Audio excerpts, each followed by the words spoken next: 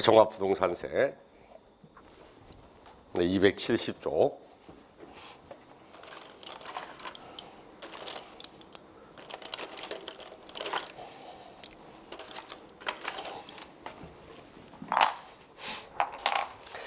역시 계략적인 이야기를 합시다. 우리 종합부동산세는 한 문제 나옵니다. 한 문제 나오고 뭐 과거에는 한 문제 반 나오기도 했습니다.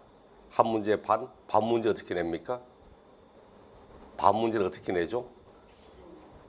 얘가 무슨 후라이드 반, 양념 반도 아니고 치킨도 아닌데 재산세와 섞어냅니다. 재산세와 섞어서 우리 취득세 문제 낼 때 있죠. 다음 취득세와 등록묘로세가 하는 설명이다. 이렇게 해서 문제 내는 경우도 종종 있습니다. 이번 27회 시험도 그렇게 한 문제 냈거든. 근데 뚜엣으로 연결하면 뭐가 있습니까? 재산세와 종합부동산세가 뚜엣이거든. 그러니까 다음 재산세와 종합부동산세 설명이다. 이렇게 두 개를 엮어서 한 문제를 출제하는 이런 경우도 가끔 있습니다. 근데 지금은 통상 거의 한 문제 정도, 특히 뭐 2년 전에는 나오지도 않았습니다. 매년 한 문제나 최초는 두 문제까지 내게 됐지만 지금은 내지 않거나 아니면 한 문제 정도. 그럼 한 문제 낸다면 어떻게 냅니까? 생각을 해보세요. 한 문제를 내면 어떻게 냅니까? 굉장히 어려운 문제, 손도 못 댈 문제 이렇게 출제합니까? 아니잖아요. 그렇죠? 제가 앞에서도 말씀드렸습니다. 취득세나 양도소득세처럼 뭐 4문제, 5문제, 6문제 이렇게 나오는 단원에서 어려운 문제, 난이도가 어려움을 내는 거지 한 문제를 내는 것은 이 조세가 지니고 있는 특성, 요 세금이 가지고 있는 가장 기본적인 성격 이런 걸 묻는 거지 굉장히 어렵게 문제를 출제하지는 않습니다. 그러면 너무 어려운 내용을 보지는 말고 종합부동산세의 기본적인 사항들을 이해하는 그런 방식으로 보시면 될 겁니다. 우리 교재 보니까 이 해서 뭐 고액의 부동산 보유자에 대하여 종합부동산세를 부과하여 부동산 보유에 대한 조세 부담의 형평성을 제고하고 부동산의 가격 안정을 도모함으로써 지방 재정의 균형 발전과 국민 경제의 건전한 발전에 이바지함을 목적으로 한다. 아무 의미가 없죠. 종합부동산세법 제1조 이야기입니다. 네, 실제는 뭐 시험하고는 아무 관계없는 이야기고, 그 밑에 2번 보니까 뭐 주택이나 토지를 많이 소유한 보유자에게 보유세를 이원화하여 1차적으로 시군구에서 낮은 세율로 재산세를 과세하고 2차적으로 높은 세율로 국세인 종합부동산세를 과세하며 다음과 같은 특징이 있다. 거기 뭐라고 합니까? 이원화시켜서 1차적으로 재산세, 2차적으로 종합부동산세 이렇게 이야기를 하죠. 뒤에 가면 이제 주택, 그걸 토지에 대한 납세 의무자 가액이 나올 겁니다. 예를 들어서 이렇게 합니다. 주택은 6억을 기준으로 합니다. 6억. 갑이라는 사람이 개인별 주택의 가액을 합산합니다. 개인별 주택의 가액을 합산해서 갑의 주택의 가액의 합산액, 주택 합산액을 보니까 얼마냐니까 여기 10억입니다. 10억. 그럼 주택의 공시가격을 합산하여 6억이 초과되면 종합부동산세를 부과합니다. 그럼 6억이 초과되죠? 그럼 10억원 전체에 대하여 다 종합부동산세 이렇게 부과합니까? 아니라는 이야기죠. 이원화시켜서 일정 금액까지는 재산세, 일정 금액을 초과하는 부분에서 종합부동산세 이렇게 부과를 하는 겁니다. 그럼 10억이 되면 요 10억원 가운데서 얼마까지는 재산세를 받냐니까 6억원까지 딱 나누어 6억원에 해당하는 부분, 자, 요 부분은 재산세를 부과하고 있고 6억을 초과하는 부분, 4억, 요 부분에서 종합부동산세 이렇게 부과를 하는 겁니다. 이런 것처럼 반드시 일정 금액을 초과하면 초과하는 부분에 대해서 종합부동산세 이렇게 이원화해서 과세를 하게 됩니다. 그럼 요 부분에서 이제 종합부동산세를 부과합니다. 문제는 그럼 이 부분은 재산세 받습니까? 안 받습니까? 이 부분은 재산세 받아요? 안 받아요? 받습니다. 그렇죠? 왜?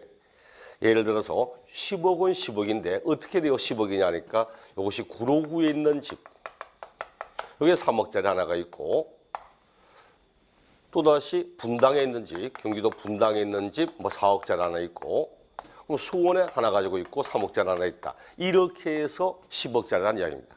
그럼 여기는 구로구에서는 이 집에 대해서 재산세를 받고자 할 때 갑이라는 사람이 전국에 어디에 얼마짜리 집을 가지고 있는지 구로구가 다 조사합니까? 그렇지 않거든. 구로구는 자기 시군구 안에 있는 재산에 대해서 그냥 재산세를 부과해버리면 끝나버리는 겁니다. 그럼 여기 재산세 부과해. 여기도 재산세를 부과했고 여기도 재산세 부과합니다. 그럼 결과적으로 10억원 전체에 대하여 재산세가 다 부과됐다는 이야기입니다. 문제는 원래 요 4억은 재산세를 부과하는 대상입니까? 아니거든. 6억을 초과하는 부분은 재산세를 부과하지 않고 종합부동산세를 부과합니다. 근데 이미 재산세가 다 부과된 상태야. 재산세가 부과되었는데 6에다가 또다시 종합부동산세. 이렇게 세금을 받게 되면 같은 재산에 대하여 두 번 과세는 이중과세가 되어버리게 됩니다. 그럼 어떻게 해야 되겠습니까? 어떻게 해야 돼? 그 뒤에 가면 종합부동산세, 요 부분에 대하여 종합부동산세를 세액을 계산한 다음 거기에다가 마이너스 이 부분에 대해서 부과했던 재산세는 빼줍니다. 그래야만 순수하게 요 부분 종합부동산세만 남는 그런 내용이 된다는 거지. 자, 그래서 이원화해서 과세한다는 의미. 자, 오늘 1번 국세, 뭐 당연히 목적세가 아니까 보통세가 될 거고 인세가라고 하죠. 시험에 나오는 국세는 모두 인세라고 했습니다. 인세가 되면 뭐 한다고 했죠? 합산과세 한다 했습니다. 소득세도 합산과세, 종합부동산세도 합산과세, 합산과세 한다고 인세가 되면 납세지도 사람 따라간다고 했습니다. 종합부동산세도 소득세법 규정을 준용한다. 이렇게 해서 그 사람의 주소지가 없다면 그 소지, 이런 식으로 그 사람의 주소지를 따라서 가게 됩니다. 자, 인세가 되어서 합산과세 한다고 이야기를 해서 보유과세가 되며 매년 6월 1일 기준과세. 우리 앞에 종합부동산세 납세 승립시기 언제라고 했죠? 과세 기준 6월 1일 이렇게 했죠. 원래 법에는 뭐라고 되는지 압니까? 종합부동산세 과세 기준일은 재산세의 과세 기준일 이렇게 돼 있습니다. 날짜도 안 주고 그냥 재산세의 과세 기준일. 재산세 과세 기준이 6월 1일이잖아. 동일하게 함께 쓰고 있다는 거죠. 요 내용도 시험 지문에 생각보다 종종 언급하고 있습니다. 같이 재산세와 종합부동산세 과세 기준이 동일하다는 사실 종종 언급하는 편들이고 정부 부가과세 이건 3번은 체킹 딱 체크해서 종합부동산세가 지니고 있는 특징입니다. 종합부동산세도 재산세와 마찬가지로 보유과세이기 때문에 원칙은 징수방법 보통징수 국세는 같은 말이지만 정부 부가과세 고지서가 나오게 됩니다. 하지만 괄호 안에 보니까 단 예외적으로 납세 의무자가 신고 납부하고자 한다면 신고 납부할 수 있도록 되어 있습니다.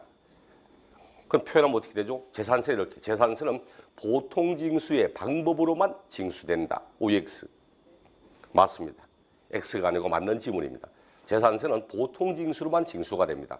신고 납부하는 방법은 없습니다. 하지만 종합부동산세는 보통 징수로만 징수된다. 이렇게 말하면 틀린다는 거지. 왜? 예외적으로 신고 납부하고자 한다면 신고 납부를 할 수 있도록 되어 있기 때문에. 그럼 확정은 언제 확정되는가 하니까 재산세는 반드시 과세 주체가 과세 표준과 세액을 결정할 때 확정되지만 종합부동산세는 납세 의무자의 신고에 의해서 확정될 수도 있다고 이야기를 하는 겁니다. 자, 이건 종합부동산세가 지니고 있는 특징이기 때문에 반드시 종부세는 원칙은 정부 부과 보통 징수지만 예외적으로 신고 납부하고자 한다면 신고 납부할 수도 있다는 사실 반드시 꼭 기억을 해야 됩니다. 4번 개인별 합산과세. 그래가지고 합산한다고 합산과세 합니다. 소득세를 하든 종합부동산세를 하든 합산할 때는 어떻게 합산하는지를 묻기 시작합니다. 그래서 개인별 합산하는 건지 그도 아니면 세대 합산하는 건지 뭐 세대 합산, 가구 합산, 부부 합산 어느 게 맞습니까? 제가 이랬죠. 대한민국 세금은 뭐라고? 대한민국 세금은 개인주의 과세입니다. 개인주의 과세. 소득세도 그렇고 종합부동산세도 그렇고 모두 개인별 합산을 하도록 되어 있습니다. 세대 합산, 가구 합산, 부부 합산은 원칙적으로 하지 않고 있습니다. 물론 소득세 가면 예외적으로 공동사업에 대한 가구 합산, 세대 합산 예외적인 부분이 있긴 합니다. 하지만 기본적으로는 부부 합산 등을 하지 않습니다. 특히 2002년도인가 2003년도인가 그쯤 되어서 헌법재판소에서 부부 합산 소득에 대한 위헌 판결을 내렸습니다. 말이 안 되는 이야기거든. 양성의 평등이고 그리고 혼인이란 자체가 앞으로 우리 사회 미래 사회를 위해서 필요한 인력들을 또 생산한다고 말하면 됩니까? 혼인해서 자녀를 낳는 것을 생산이라고 표현하면 됩니까? 생산을 말하면 기분 좋아요, 안 좋아요? 안 좋습니까? 신분이 낮은 사람들이구나. 옛날에 왕조에서 왕자를 낳았을 때 뭐라고 합니까?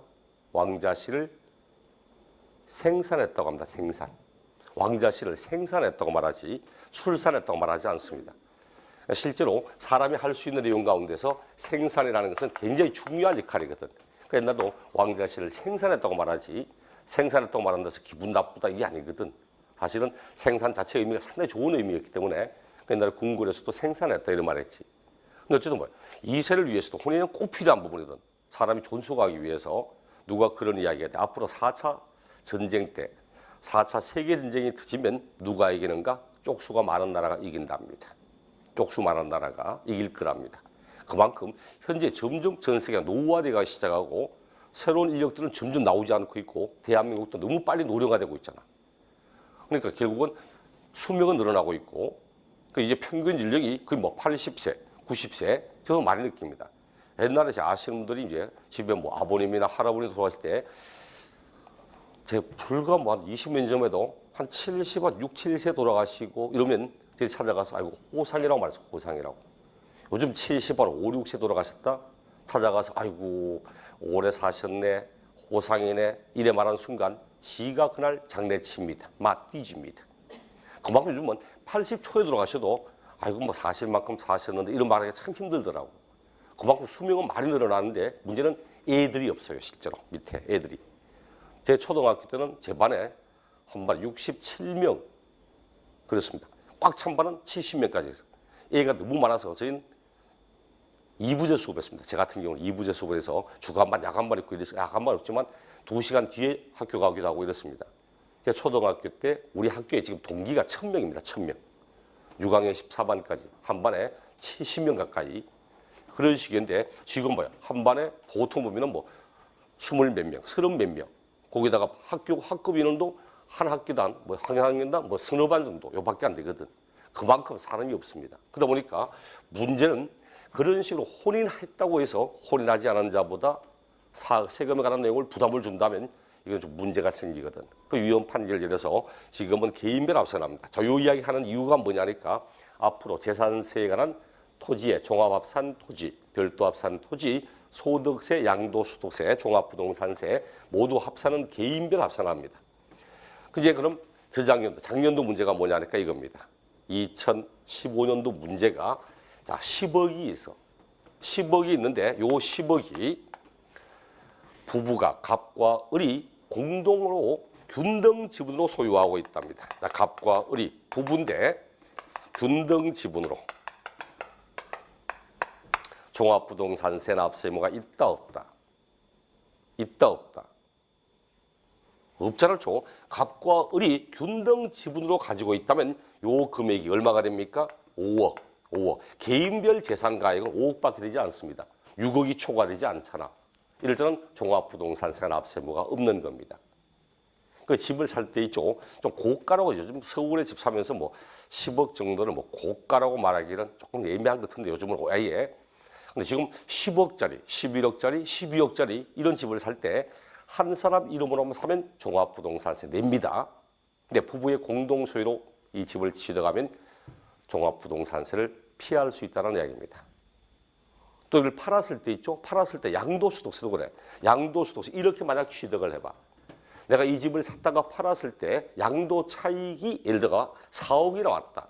4억이 나왔는데 자, 양도소득 금액이 4억 나왔다. 여기다가 곱하기 세율 이렇게 들어가고 부부의 공동 소유로 되어 있다. 그럼 4억을 2억 두 가지로 나누어서 여기다가 곱하기 세율 이렇게 계산 들어갑니다. 양도소득세도 누진세거든. 금액이 커지면 세율이 따라서 높아져요. 금액이 낮아지면 세율이 따라 낮아집니다. 그럼 결과적으로 이 금액을 두 가지로 나누어 버리면 세율이 밑으로 떨어지거든. 그럼 결과적으로 요 세금 두 개를 따로따로 계산한 다음에 합쳐도 이렇게 구한 세금보다 월등히 적다는 뜻입니다. 그 집을 살 때 뭐 한다? 부부의 공동 소유로 이렇게 취득하는 것이 월등히 모든 세금의 측면에서 다 유리할 수 있다는 뜻이 되는 겁니다. 자, 이런 식으로 이제 개인별 합산하는 거고 거기다 현황부과의 원칙 뭐였습니까? 현황부과의 원칙은 공부상의 현황과 사실상의 현황이 다를 경우 반드시 사실상의 현황에 따라 과세하자 이런 거 있죠. 공부상의 용도와 관계없이 실제로 사용되어지는 용도에 따라 과세하자는 이야기였고, 그럼 사실과세는 등기, 등록, 허가 등의 형식과 관계없이 과세한다는 이야기였습니다. 설사 그 집이 무허가라 하더라도 과세하는 거고, 토지가 미등록되고 미등재된 토지라 하더라도 과세하는 대상에 다 포함된다는 의미였죠. 그다음 종가세, 우리 종량세 쓰는 세금 뭐밖에 없다 했습니까? 기억납니까? 우리 시험에 나오는 조세로서 종량세를 쓰는 세금은 등록면허세밖에 없다 했습니다. 건수에 따라서 한 건당 6,000원 이렇게 사용한다 했죠. 종가세는 모두 금액과 가액을 바탕으로 세액을 산출하는 거고, 그다음 세율은 누진세만 쓰고 있습니다. 이것도 체킹. 누진세만 씁니다. 취득세와 등록면허세는 누진세 없이 비례세를 사용하고 있고, 재산세는 누진세를 쓰면서도 비례세를 함께 씁니다. 양도소득세도 누진세를 쓰면서도 비례세도 함께 씁니다. 그런데 종합부동산세는 비례세 없이 오직 누진세율로만 이루어져 있습니다. 세부담의 상한선, 우리 지난 시간에 한 건데, 재산세 세부담의 상한 얼마였습니까? 재산세 세부담의 상한 100분의 150, 작년에 납부한 세금의 1.5배를 초과할 수 없다.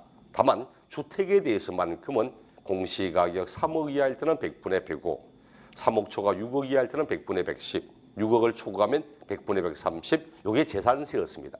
하지만 종합부동산세는 세부담의 상한이 주택이든 토지든 관계없이 무조건 100분의 150, 1.5배, 작년에 납부한 세금의 1.5배를 초과할 수 없다. 이렇게 사용하고 있습니다. 종합부동산세도 분납이 가능한데, 그 옆에다가 이거 하나 적어볼까? 그 옆에다가 물납 적어놓고 가입표. 물납이라고 해서 그 옆에 가입표를 쳐서 물납은 인정되지 않습니다. 물납 인정되지 않으면 왜 굳이 적었다가 가입표를 하느냐고.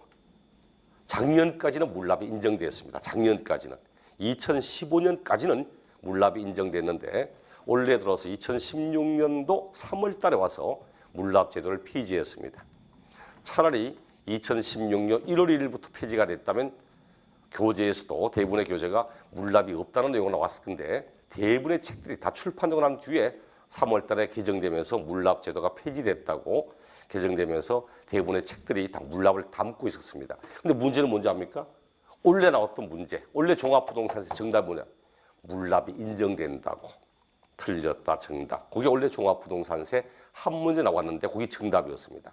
제가 뭐라 했죠? 중요한 내용이 신설되거나 중요한 내용이 개정되거나 원래 있던 중요한 내용이 사라지게 되면 사라졌다는 사실을 알고 있는지를 확인해 본다는 이야기입니다.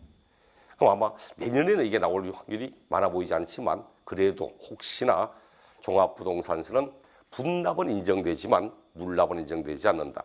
뭐하고 비교한다? 재산세와. 재산세는 물납과 분납이 다 인정되지만 종합부동산세는 분납만 인정되지 물납은 인정되지 않습니다. 그런 의미 때문에. 그다음 과세 대상,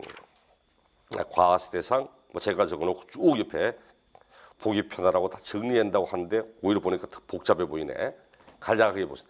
제 종합부동산세 대상 그리고 재산세 대상과 함께 비교해서 한번 보겠습니다.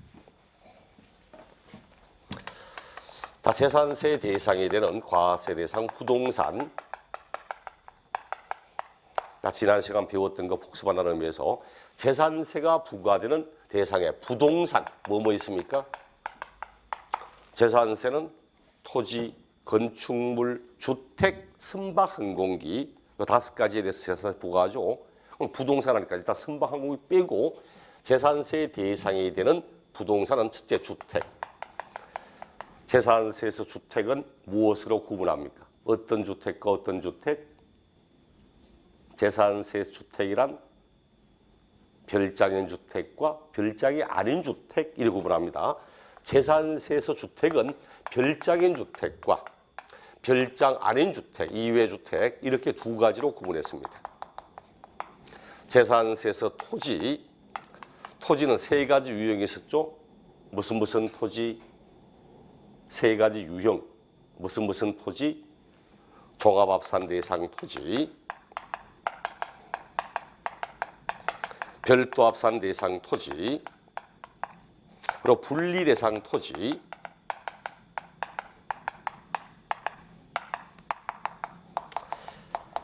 이 세 가지가 이제 재산세, 토지고, 그다음 건축물, 주택이 아닌 건축물이죠. 주택이 이외 건축물에 관한 부분. 자, 이렇게 해서 이게 재산세 대상의 부동산입니다. 요 가운데서 종합부동산세가 부과되는 건 뭐냐니까, 종합부동산세는 별장과는 아무런 관계가 없습니다. 별장은 종합부동산세하고 전혀 관계가 없습니다. 대신 별장이 아닌 주택은 종합부동산세를 부과합니다. 토지 가운데서 합산 대상 토지, 종합합산 토지, 별도합산 토지 요거 과세합니다. 대신 분리 토지는 종합부동산세와는 아무런 상관이 없습니다. 그리고 주택이 아닌 건축물도 종합부동산세와는 아무런 관계가 없습니다. 결과적으로 종합부동산세가 부과되는 대상에는 무엇이 있다? 별장이 아닌 주택과 합산 대상 토지, 오직 요 내용에 대해서만 종합부동산세를 부과하는 겁니다. 그래서 교재도 보니까 주택, 과세 대상의 제일 왼쪽에 과세 대상의 주택, 그리고는 이제 과세 제외 대상, 제일 오른쪽에 보니까 별장 과세 제외, 그리고 주택 아닌 건축물 과세 제외. 토지 가운데 종합토지, 별도합산 토지, 이게 대상이 되고, 그때 과세 제외는 분리대상 토지는 과세 제외된다고 이렇게 말하고 있습니다. 일목요연하게 보여주려고 오히려 도표 만드는데 더 복잡해 보이니까 이렇게. 종합부동산세는 요 놈은 중요합니다. 너무 중요합니다. 요거 있죠? 우리 최근 올해 말고 작년, 저작년 2년 연속 종합부동산세 대상 인지 아닌지를 가지고 문제를 두 문제를 출제했습니다. 그만큼 요 놈은 종종 언급되는 내용입니다. 요걸 알아야 정확한 문제를 풀 수 있거든. 예를 들어 우리가 작년인가 작년 문제 이런 상업용 건축물,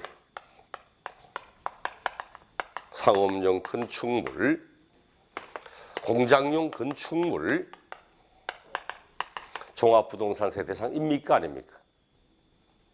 종합부동산세 대상입니까 아닙니까? 네? 아니잖아. 왜? 주택이 아닌 건축물은 종합부동산세와 아무 관계 없거든. 만약에 상업용 건축물의 부속 토지 이렇게 되어 있다면 상가, 사무실 등의 건축물의 부속 토지는 별도합산 토지입니다. 별도합산 토지이기 때문에 토지를 만약 요 건축물의 토지를 물었다면 별도합산 토지로 대상이 되지만 건축물 자체는 아무런 대상 자체가 될 수가 없거든. 이런 것처럼 건축물을 묻는 건지, 그 건축물에 있는 토지를 묻는 건지, 그리고 토지를 물으면 이 토지가 혹시 분리 토지가 아닌지 이런 걸 구분할 줄 알아야 된다는 얘기입니다. 토지 유형에 구분이 되지 않으면 이 문제도 풀 수가 없습니다. 이거는 비록 간단하게 보이지만 시험에 상당히 자주 언급되니까 반드시 꼭 기억을 해야 됩니다. 그다음 뒷장 넘겨서 272쪽 보니까 주택에 대한 과세, 납세 의무자 나오고 있죠. 교재는 지금 주택에 대한 과세를 먼저 하고 그다음 토지에 대한 과세를 하고 따로따로 하고 있지만 지금 같이 한번 볼게요. 칠판 보면 이런 주택에 대해서 종합부동산세 낸다. 그럼 무조건 내지는 않잖아. 주택의 공시가격 합산액이 일정 금액 초과해야 되죠. 여러분들, 주택은 공시가격 합산액, 소유자 개인별 주택의 공시가격 합산액이 얼마를 초과되면 종부세 낸다 했죠? 합산액이 얼마? 6억 원이 초과되는 자, 초과하는 자. 이 사람이 종합부동산세를 납부할 의무를 가지게 됩니다. 교재도 272쪽 납세 의무자, 과세의 기준일 현재 주택분 재산세의 납세 의무자로서 국내에 있는 재산세 대상인 주택의 공시가격 합한 금액이 6억 원을 초과하는 자는 주택에 대한 종합부동산세를 납부할 의무가 있다. 이렇게 표현하고 있습니다. 물론 괄호 안에 단독 소유한 1주택자는 9억 원 나오지만 잠시 후에 따로 볼 거고, 그럼 여기 칠판에 토지 볼게요. 종합합산 토지. 종합합산 토지는 공시가격 합산액이 5억 원이 초과되는 자. 이 사람이 종합부동산세를 납부할 의무를 가지게 됩니다. 별도합산 토지는 공시가격 합산액 80억 원을 초과하는 자. 이것이 바로 종합부동산세 납세 의무자가 됩니다. 원래 나왔던 문제의 정답은 물납이 된다는 의미에서 틀렸다 말하지만 나머지 지문은 또 요 내용으로 충당시켰습니다. 요걸로. 원래 전통적으로 종합부동산세라는 세금이 언제 생기냐니까 전 노무현 전 대통령 계실 때 그때 처음 신설했거든. 하면서 처음 문제가 나왔을 때는 거의 초점이 이 내용이었습니다. 얼마가 넘어가야만 종합부동산세를 낸다는 걸 알고 있는지. 어차피 신설 세금이니까 그럼 내고 그다음 한 부분을 낸 다음에 내용을 세부적인 내용을 따라가면서 문제를 출제했습니다. 낼 거 다 냈어. 다 냈습니다. 왜? 내고 싶은 거 다 냈어. 구석구석이니까 다 냈습니다. 내다 보니까 이제 낼 게 없거든. 낼 게 없으면 어디로 돌아간 줄 압니까? 원상회복합니다. 제자리로 돌아오는 거야. 그러다 보니까 저작년, 선작년 또 요거 내고 그리고 이제 원래 같은 게 이 내용을 낸 거야. 결국은 또다시 요령의 시작해서 다음에 조금 더 내용 새로 돌아갈 겁니다. 그럼 여기 일단 기본. 주택은 공시가격 합산액 6억 초과하는 자, 종합토지 5억 초과하는 자, 별도 토지 80억 초과하는 자, 이 사람이 종합부동산세 납부할 의무를 가지게 됩니다. 자, 이를 바탕으로 세액 계산 한번 해볼게요.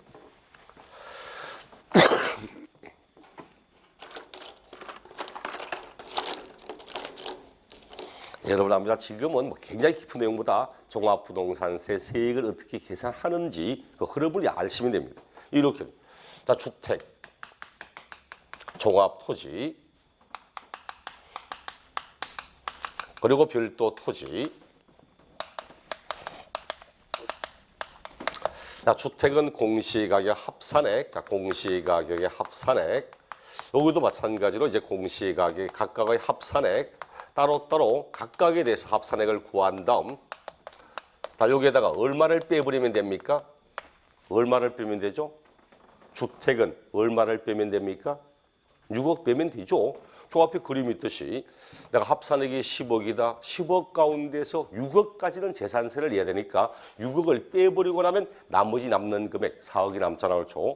뭐 이런 것처럼 여기에다가 마이너스 6억 주택 그리고 종합토지는 5억 그리고 별도 토지는 80억 이렇게 공제합니다. 자, 이렇게 각각 공제하면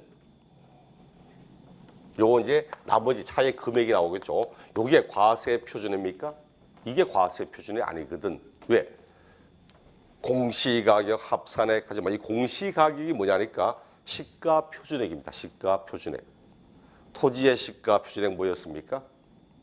토지의 시가 표준액은 개별 공시지가, 주택의 시가 표준액은 단독주택일 때는 개별주택 가격, 공동주택일 때는 공동주택 가격. 말 그대로 시가 표준액이야. 그럼 우리 재산세를 할 때 재산세 과세 표준액, 시가 표준액을 그대로 사용합니까? 아니죠. 재산세 과세 표준은 부동산은 시가 표준액에 공정시장 가액 비율을 곱하여서 구한 금액, 이게 과세 표준이었습니다. 얘도 마찬가지야. 얘도 시가 표준액을 그대로 사용하지 않고 이렇게 하여 구한 요 금액에 곱하기 공정시장 가액 비율. 여기 얼마냐니까 80%입니다. 80%.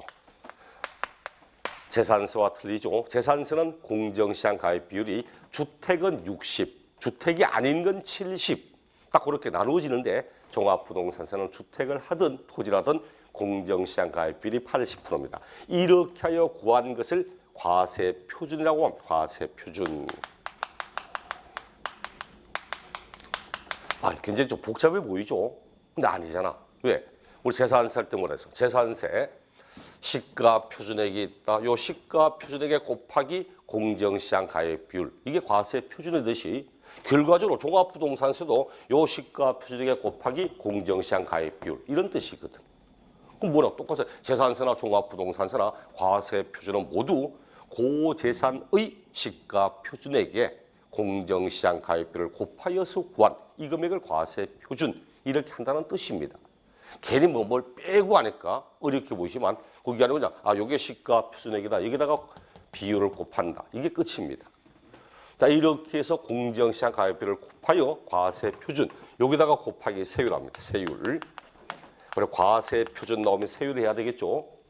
세율을 곱하는데 요 세율이 주택에 대한 세율도 있고 토지에 대한 세율도 있습니다. 하지만 토지에 대한 세율까지 다 외울 필요는 없습니다. 주택에 대한 세율만 보세요. 주택 세율만.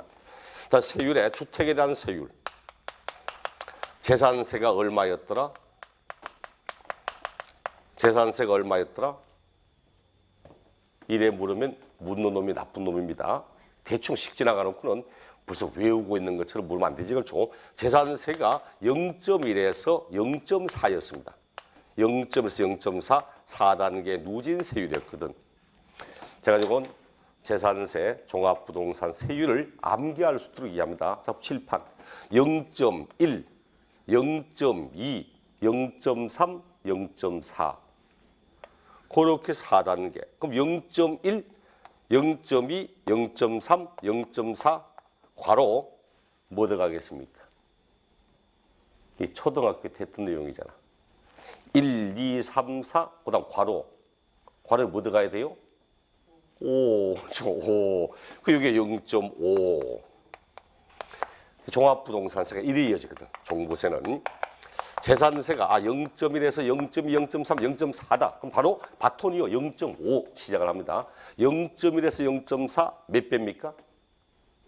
4배. 그럼 여기도 4배. 여기도 4배, 2%. 이게 종합부동산세 주택세율입니다. 그 재산세 주택세율과 종합부동산세 주택세율은 따로따로 외우지 말고 연결해서 같이 보시는 게 훨씬 편할 겁니다. 재산세가 0.1에서 0.1, 0.2, 0.3, 0.4더라. 그럼 종합부동산 바로 뒤에 바톤이요. 0.5에 시작해서 재산세가 0.1에서 0.4까지 4배 가듯이 여기도 0.5에서 2%까지 4배 가고 있더라. 이렇게 해서 5단계로 누진세율을 사용하고 있습니다. 토지에 대한 종합부동산 세율은 묻지 않을 겁니다. 재산세도 지금까지 토지에 대한 재산세율을 분리토지 말고 합산토지를 물어본 적 단 한 번도 없습니다. 앞으로도 그럴 겁니다. 종합부동산세도 원래 주된 초점은 주택입니다. 이게 주택에 대한 내용을 규제하자는 의미에서 나온 세금이지 상업용 건축물의 부속 토지를 규제하려고 나온 세금이 아니에요. 근데 오직 주택만 가지고 하나의 세금을 만들려고 하니까 너무 특정 자산에 대한 규제가 너무 심한 것처럼 보이거든. 그래서 옵조부로 끼어든 게 토지지 원래 이 세금의 주된 목적은 주택에 대한 세금에 관한 규제였습니다. 그러다 보니까 초점도 거의 주택이 초점이 되지. 주택이. 토지를 초점 맞춰서 시험에 문제를 출제하는 경우는 잘 없습니다. 뭐 이렇게 해서 세액을 구했습니다. 종합부동산 세액을 구했다.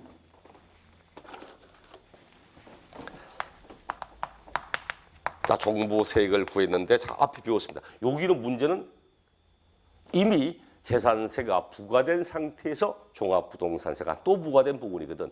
그럼 여기다가 뭘 빼야 됩니까? 이 부분에 대해서 부과되었던 재산세는 빼줘야지. 이중과세니까 그럼 마이너스. 과세 표준의 금액에 대해서 부과되었던 재산세액은 공제합니다. 이렇게 하여서 구한 것이 산출세액입니다. 요 산출세액이 직전 연도 고재산에 대하여 납부하였던 세금의 1.5배를 초과한다면 초과하는 부분은 징수하지 않겠다. 세부담의 상한 100분의 150.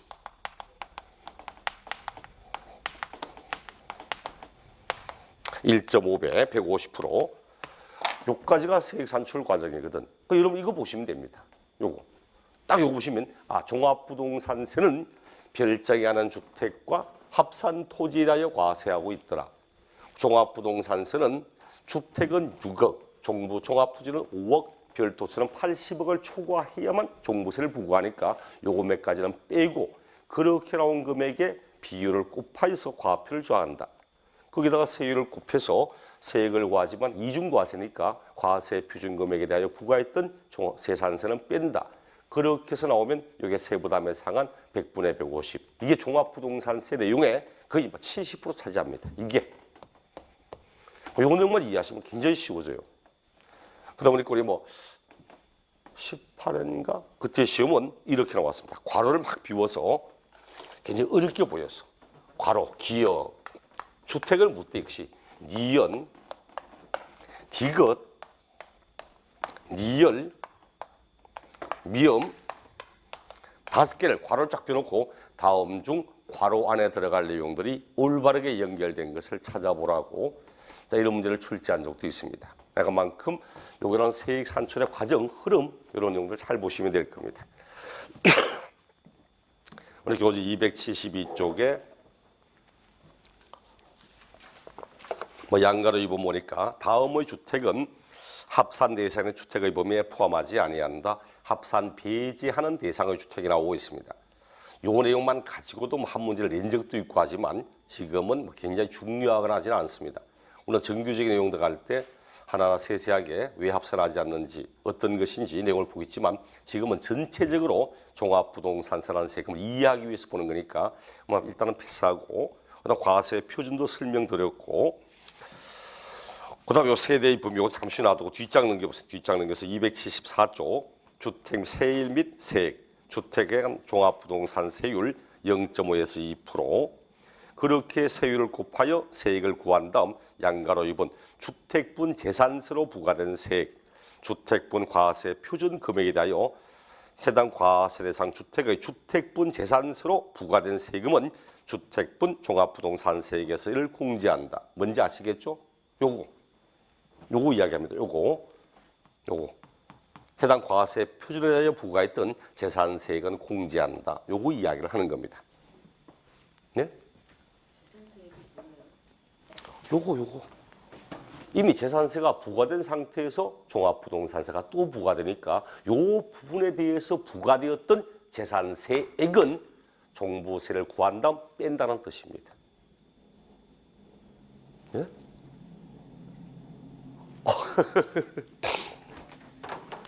우리 이래 하거든. 예. 지금 저기 그 집이 지금 세 채가 10억이었잖아요. 예. 근데 이제 그거 다 더해서 네.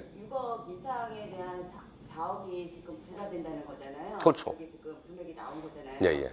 근데 그 세액을 그러면 그 한 채 한 채 했을 때 거기에 대한 그 재산세액이 앞으로 공부하실 때 좀 너무 세세하게 어떻게 계산하는지 이런 거 아예 신경 쓰지 마세요. 기본 개념만 잡으시면 됩니다. 그래 공부하시면 진짜 공부하기 너무너무 어려워집니다. 아니 이게 자꾸 읽어서 이렇게 하니까 그런 걸 어떻게 이게 각각의 내용인데 어떤 식으로 이걸 하는지 이걸 이해할 필요는 없습니다. 그리고 시가 표준이 아까 뭐였어요? 시가 표준이 뭐예요? 일반 우리 판매 그 시장에서의 시장 가격이에요? 시가 표준액은 제가 앞에서 토지는 개별 공시가 이게 법률에서 매년 공시합니다. 매년. 네, 매년 공시합니다. 고시돼. 개별 공시지가 토지는 이래 말하지 공시되는 가격입니다. 매년마다 법률에서 공시합니다. 자, 당신 요 필지 가격은 얼마다? 이게 뭡니까? 말도 공시합니다. 공시하는데 지가, 땅값을 공시합니다. 근데 한 필지마다 공시하거든. 그래서 필지마다 각각 공시된다고 개별 필지마다 공시된다고 해서 이를 개별 공시지가 이렇게 이야기합니다. 그러면 일반 시가보다는 싸게 공시가 되잖아요. 네. 그렇죠. 그럼 거기에 80%만 적용을 해서 저 과세 표준을 적용한다는 거예요? 네.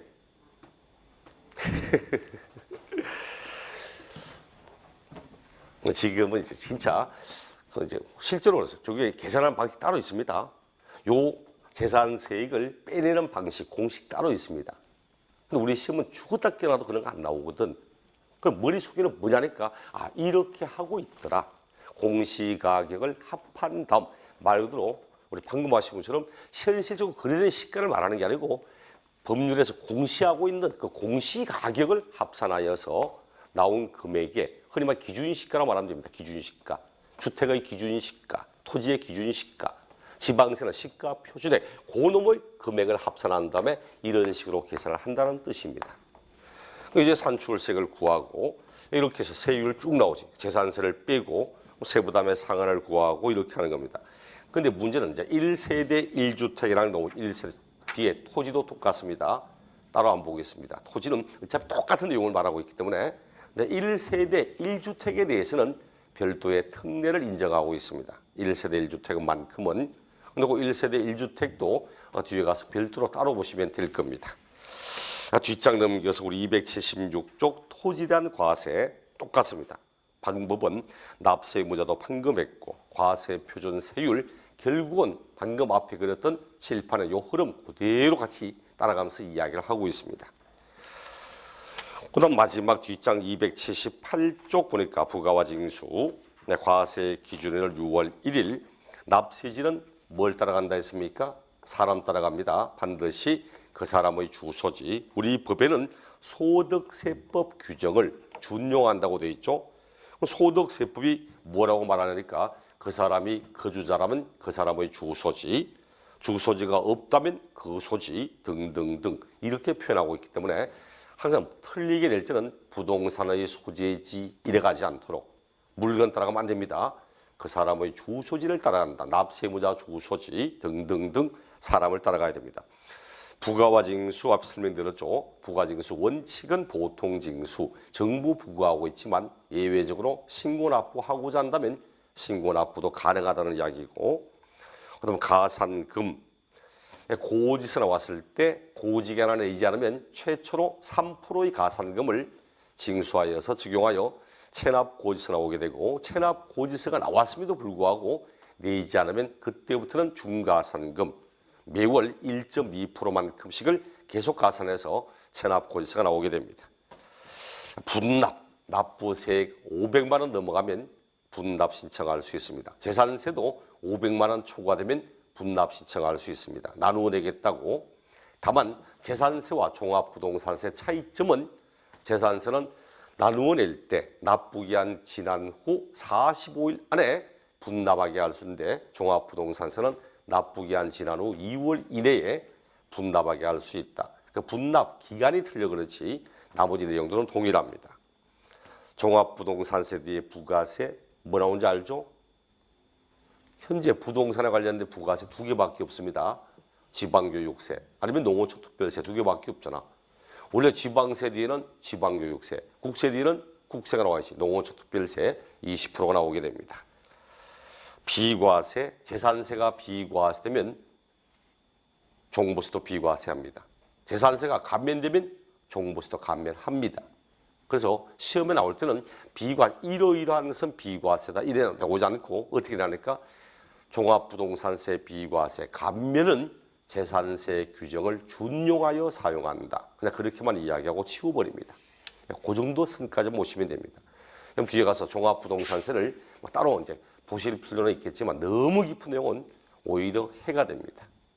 칠판에는 이런 정도 간단한 부가징수의 의미 그런 것들 한번 보시는 게 편할 겁니다. 잠시 후에 우리 양도소득세 내용을 보겠습니다.